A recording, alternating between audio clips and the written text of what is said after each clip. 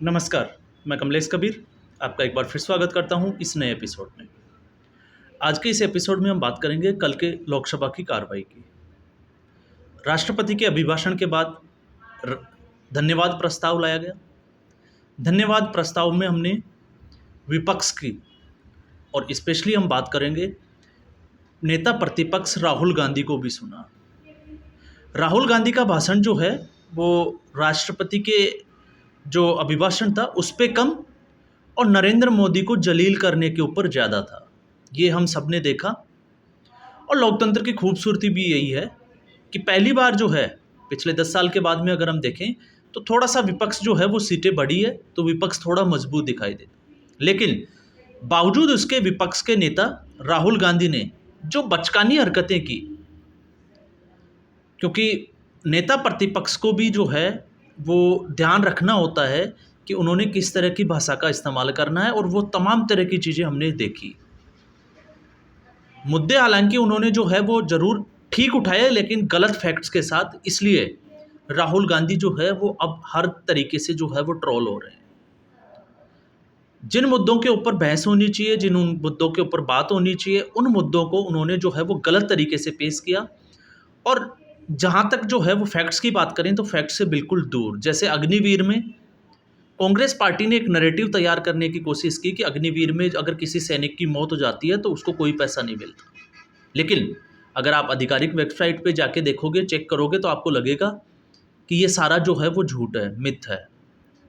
और उसके बाद में कयास लगाए जा रहे थे कि प्रधानमंत्री नरेंद्र मोदी जो है अब उनका जवाब आएगा। और अपेक्षा के अनुरूप मैंने पहले ही वीडियो में कह दिया था कि अब जो है वो राहुल गांधी और विपक्ष को तैयार रहना चाहिए, क्योंकि अब नरेंद्र मोदी की बारी है और नरेंद्र मोदी जो है वो अब इससे ज़्यादा बड़ी तैयारी के साथ जो है वो मैदान में उतरने वाले हैं। लेकिन पूरे इस सिनेरियो में मैं आगे बात करूं उससे पहले मैं बात करूंगा उस इकोसिस्टम की जिसको प्रधानमंत्री ने, कल आपने देखा होगा उन्होंने भाषण में उसका जिक्र भी किया और चेतावनी भी दी कि उस इकोसिस्टम से अब जो है वो भारतीय जनता पार्टी या मोदी सरकार जो है वो उसी की भाषा पे निपटने की तैयारी करेगी। तो ये एक बहुत बड़ा जो है वो संकेत है कि नरेंद्र मोदी, और इससे दूसरी एक चीज़ और जो निकल के आई पूरे भाषण में, हमने देखा कि लगातार जो विपक्ष हमलावर था कि ये बैसाखी की सरकार है। तो कल नरेंद्र मोदी के भाषण के बाद ऐसा कुछ नहीं लगा कि ये बैसाखी की सरकार है, और लगा कि नरेंद्र मोदी जो है वो इस बार थर्ड टर्म में जो है वो ज़्यादा तैयारी के साथ मैदान में उतरने वाले हैं। और उसके संकेत जो है वो इसी बात से मिलते हैं कि उन्होंने सीधे तौर से जो है उस इकोसिस्टम की बात की, जिस इकोसिस्टम की हम बात कर रहे थे कि क्या नरेंद्र मोदी और भारतीय जनता पार्टी कांग्रेस के उस 70 साल पुराने इकोसिस्टम से लड़ पाएगी, क्या उसके पास इस तरह के संसाधन मौजूद हैं। तो उसका जो है वो संकेत मिलना शुरू हुआ है। किस तरीके से लड़ेगी ये बाद की बातें हैं। तो सबसे पहले हमें ये जानना जरूरी है कि ये इकोसिस्टम क्या है। तो ये इकोसिस्टम है झूठ का प्रचार करना, गुमराह करना। अब आप सोचोगे कि झूठ का प्रचार कैसे करना, तो झूठ का प्रचार कैसे किया जाता है आप देखोगे। जैसे अमित शाह का जो है वो एक एडिटेड वीडियो जो है वो कांग्रेस पार्टी उनके ट्विटर हैंडल से जो है वो उसको चलाना, जिसमें कुछ एडिट किया हुआ था, डीप फेक वीडियो था जिसमें अमित शाह ने एक्शन भी लिया। इसके अलावा और भी बहुत सारी बातें हैं कि संविधान बदल दिया जाएगा, और जो लोग संविधान की बात कर रहे हैं उनको बाबा साहब अम्बेडकर 1952 और 1954 के चुनाव आप जो है वो गूगल पे जाके सर्च करिए। ये वही कांग्रेस पार्टी थी जो आज संविधान की बात करती है, लेकिन उन्होंने उस वक्त बाबा अम्बेडकर साहब को जो है वो चुनाव में हराने की कोशिश की थी और हरा दिया था। इसके अलावा जब वो डिक्टेटरशिप की बात करती है, विपक्ष की पार्टियां तानाशाह की बात करती है, तो ये वो पार्टियां हैं जिसकी जो मुखिया है, जो अभी विपक्ष में जो है वो मेन अपना रोल प्ले कर रही है कांग्रेस पार्टी, जिसने देश को जो है वो आपातकाल में झोंक दिया था। कौन कौन से नेताओं को उन्होंने गिरफ्तार किया था वो सभी ने जो है वो देखा है, और आपने और हमने जो है वो देखा नहीं है क्योंकि हमारी उम्र इतनी नहीं थी, तो हम लोगों ने वो चीज़ें सुनी है नेताओं से। लेकिन आज वही लोग जो है वो लोकतंत्र की बात करते हैं, वो बात करते हैं तानाशाही की। तो आपने देखा कि कल परसों जब राहुल गांधी जब स्पीच दे रहे थे तो भारतीय जनता पार्टी जो है वो, चाहे उसका कोई भी नेता हो, वो सुन रहे थे। और ये एक जो है वो उस पद की गरिमा होती है। और राहुल गांधी और विपक्ष को लगा कि भारतीय जनता पार्टी को उन्होंने जो है वो अभी डरा दिया है, क्योंकि वो लगातार डर की बात कर रहे थे।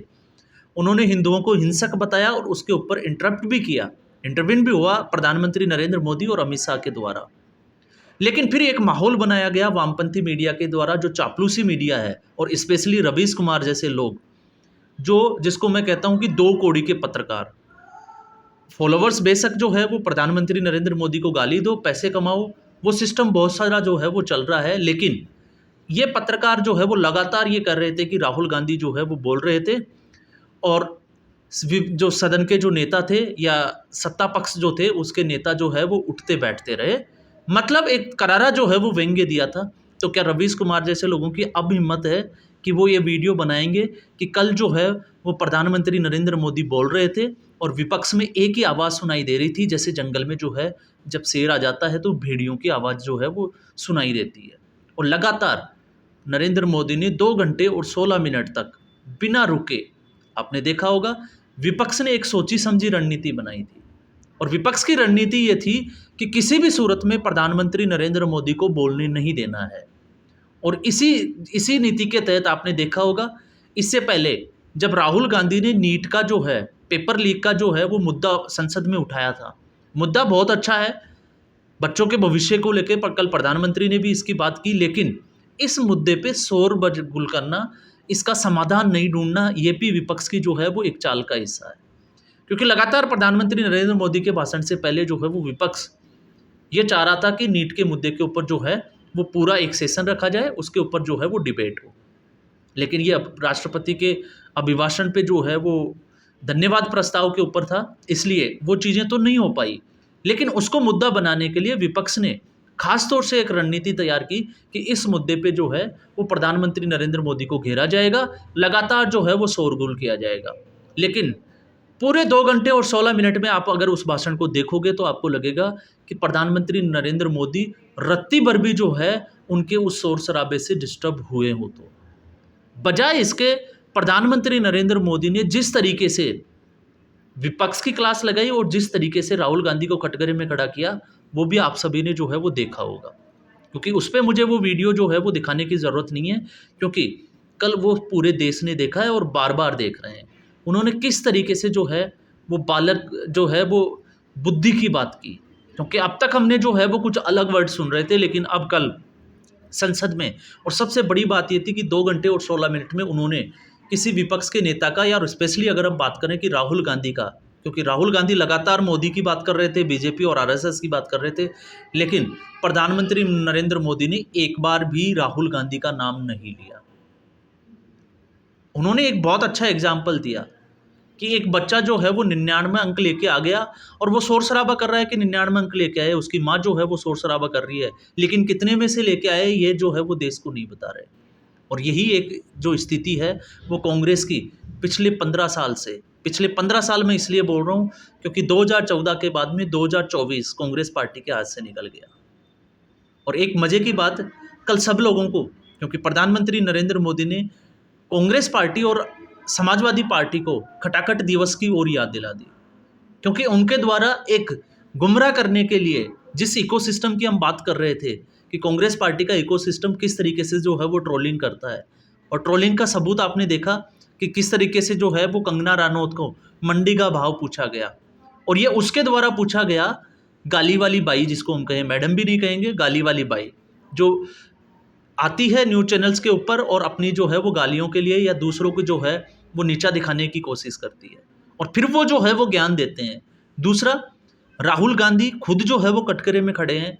इस बार उनकी मजबूरी है कि राहुल गांधी जो है, अब नरेंद्र मोदी बोलते हैं और राहुल गांधी को सुनना पड़ेगा, क्योंकि कांग्रेस पार्टी जो है अब स्थिति ये हो गई कि वो वॉकआउट भी नहीं कर सकती है। क्योंकि अब तक हमने देखा था पिछले 10 साल में कांग्रेस पार्टी ने जब जब प्रधानमंत्री नरेंद्र मोदी ने जो है वो बोलने की कोशिश की संसद में, तो विपक्ष ने वॉकआउट किया। इस बार जो है वो स्थिति उलट है, क्योंकि कांग्रेस के बाकी के नेता जो है वो राहुल गांधी को छोड़कर विपक्ष जो है वो सदन से भाग नहीं सकता। ये मजबूरी हो गई राहुल गांधी को जो है वो वहाँ बैठना ही पड़ेगा। और स्थिति यह है, इससे पहले भी जो नेता प्रतिपक्ष का जो पद था उसकी गरिमा को जो है वो तोड़ते हुए, चाहे वो मल्लिकार्जुन खड़गे हो, चाहे फिर अधीर रंजन चौधरी हो, आपने देखा होगा राष्ट्रपति को उन्होंने राष्ट्रपत्नी तक बोल दिया था। और उसके बाद में आपने देखा कि दोनों ही नेता प्रतिपक्ष, चाहे 2014 हो चाहे 2019 में हो, वैसे 5 साल में जो है वो कांग्रेस पार्टी विपक्ष में जो थी ही नहीं, क्योंकि उनकी सीटें जितनी चाहिए थी उतनी सीटें भी नहीं थी। लेकिन फिर भी अधीर रंजन चौधरी जो है वो उसकी कमान संभाले हुए थे, और अधीर रंजन चौधरी और मल्लिकार्जुन खड़गे दोनों ही अपने चुनाव से हार गए। और वही गलती जो है वो अब राहुल गांधी जो है वो दिखाने की कोशिश कर रहे हैं। तो राहुल गांधी जो गलती कर रहे हैं, क्या उससे वो सबक लेंगे? क्या वो मैच्योरिटी दिखाएंगे? क्योंकि कांग्रेस पार्टी को अब ये लगने लगा है कि 2024 के बाद में अगर वो आक्रामक राजनीति करेंगे तो शायद उनकी जो है वो सीटें बढ़ जाएगी, लेकिन ये एक टेम्परेरी चीज़ होती है। क्योंकि लोकसभा चुनाव के साथ में हमने देखा, अगर विपक्ष की जीत हुई तो फिर विधानसभा चुनाव में, जिसका जिक्र प्रधानमंत्री नरेंद्र मोदी ने भी किया कि ओडिशा में उनकी सरकार आई, हमने देखी। इसके अलावा आपने देखा बाकी दूसरे स्टेटों में, चाहे चंद्रबाबू नायडू हो, वहाँ पे भी आई, अरुणाचल प्रदेश। तो ऐसे स्टेट जो थे वो भारतीय जनता पार्टी ने अपने हिस्से में लिए। और आने वाले 3 विधानसभा चुनाव, ये चीज़ जो है उसमें फिर से साबित होगी कि जनता जो है वो किस तरफ है। और इस बार यूपी में जो हुआ वो अनएक्सपेक्टेड था, लेकिन उसका पूरा क्रेडिट जो है राहुल गांधी और कांग्रेस के बजाय जो है वो अखिलेश यादव को जाता है। ये अखिलेश यादव की रणनीति का एक पार्ट था। और कल जिस तरीके से प्रधानमंत्री नरेंद्र मोदी ने, चाहे वो अखिलेश यादव हो चाहे विपक्ष की दूसरी पार्टियां हो, उनको एक चीज़ जरूर याद दिला दी थी कि कांग्रेस पार्टी उनके लिए ही जो है वो बड़ी मुसीबत बनने वाली है। और वो कैसे बनने वाली है? जहाँ पे भारतीय जनता पार्टी की कांग्रेस पार्टी के साथ में सीधी टक्कर है, वहाँ पे कांग्रेस पार्टी की स्थिति क्या है, और जिस स्टेट में कांग्रेस पार्टी ने गठबंधन किया है वहाँ पे दूसरे पार्टियों के वोट पे कब्जा करके 50% से भी ज़्यादा का जो है वो कांग्रेस पार्टी का स्ट्राइक रेट आया है। तो इससे आप अंदाज़ा लगा सकते हैं कि कांग्रेस पार्टी का खेल क्या है। और इस खेल में जो है वो पूरा विपक्ष फंसा हुआ है। और बहुत जल्द जब हम ये देखते हैं, कल की और परसों की सदन की कार्रवाई को हमने देखा, तो उसके बाद ये भी अंदाज़ा लगाया जा सकता है कि बहुत जल्द जो है वो इंडी गठबंधन जो है वो यही हरकतें रही तो वो भी टूटता चला जाएगा, और उसका खामियाजा जो है वो इंडी गठबंधन को ही भुगतना पड़ेगा। तो प्रधानमंत्री नरेंद्र मोदी ने एक बात जरूर साबित कर दी कि उनका जो है वो डेडिकेशन, या हम इसको कहें कि जो बैसाखी की जो सरकार मान रहे थे और ये मान रहे थे कि नरेंद्र मोदी इस बार दबाव में जो है वो राजनीति करेंगे, तो ऐसा जो है वो पहले, चाहे वो शपथ के दौरान हमने देखा कि 71 में से जो है वो 60 मंत्री जो थे वो भारतीय जनता पार्टी के थे जिनको शपथ दिलाई गई। तो वो एक तरफा, उसमें कहीं भी ये नहीं लगा कि भारतीय जनता पार्टी जो है वो दबाव में है, या भारतीय जनता पार्टी ने बड़े जो मंत्रालय हैं, चाहे वो गृह मंत्रालय हो, चाहे वो कृषि मंत्रालय हो या डिफेंस हो, जो और किसी पार्टी को दिया हो। तो ये जो है वो शुरुआत थी, और शुरुआत में ही जो है वो मोदी ने दिखाया कि वो जो है वो दबाव की राजनीति नहीं करने वाले हैं, और थर्ड टर्म में जो है वो इससे ज़्यादा जो है वो बढ़ी। और सबसे बड़ी बात यह है, जिस तरीके से उन्होंने इकोसिस्टम और कांग्रेस पार्टी को चेतावनी दी है और याद दिलाया है भ्रष्टाचार की, तो भ्रष्टाचार पे उन्होंने सीधे तौर से राहुल गांधी और सोनिया गांधी जो नेशनल हेराल्ड केस में जो जमानत पे हैं, तो उन्होंने एक बड़ा इशारा किया है। तो आने वाले समय में अगर राहुल गांधी और सोनिया गांधी या कुछ बड़े नेता अगर गिरफ्तार हो जाते हैं, तो ये जो है वो अतिशयोक्ति नहीं है, क्योंकि इसका संकेत जो है वो कल के भाषण में आपको मिल जाएगा। आप उठा के देखिए कि नरेंद्र मोदी ने किन किन बातों के ऊपर जो है वो जोर दे के बात की है। तो इससे आपको अंदाजा लगेगा कि कांग्रेस का जो इकोसिस्टम जो तैयार किया हुआ था, सेम पित्रोदा से लेके कि बाहर बैठ के भी जो है वो झूठ कैसे फैलाया जाएगा, कैसे एक रणनीति होगी, रणनीति के तहत सेम पित्रोदा को हटा दिया जाएगा, फिर वापस ले लिया जाएगा, वो विरासत की टैक्स की बात करेगा, वो नस्ल भेद की बात करेगा, और इसके अलावा मुस्लिम वोट बैंक पे जिस तरीके की जो नज़र डाली गई है और उसके लिए लगातार हिंदुओं को जो है वो अपमान किया जा रहा है। तो ये भी एक बड़े, अगर हम देखें तो कल प्रधानमंत्री नरेंद्र मोदी ने अपने भाषण में हिंदुओं को स्पेशली जो है वो इसके लिए चेतावनी दी है कि ये लोग जो है वो इस तरीके से इस्तेमाल कर रहे हैं, और ये सिर्फ और सिर्फ मुस्लिम वोट बैंक के लिए जो है वो राजनीति की जा रही है। तो ये कल का जो है वो परिदृश्य था, थोड़ा व्यंग्यात्मक है, माफ़ी चाहूँगा। लोकसभा में जो है वो ऐसा वीडियो जो है जिसके ऊपर मैंने थंबनेल लगाया है, वो नहीं करना था, लेकिन ये जवाब है क्योंकि कल 2 घंटे और 16 मिनट तक ऐसी ही कुछ आवाज़ें आ रही थी, तो लगा कि इस पे जो है वो बात करनी चाहिए। तो आज के एपिसोड में बस इतना ही। उम्मीद करूँगा ये एपिसोड आपको पसंद आया होगा। वीडियो को लाइक करें, शेयर करें और चैनल ज़रूर सब्सक्राइब करें। धन्यवाद।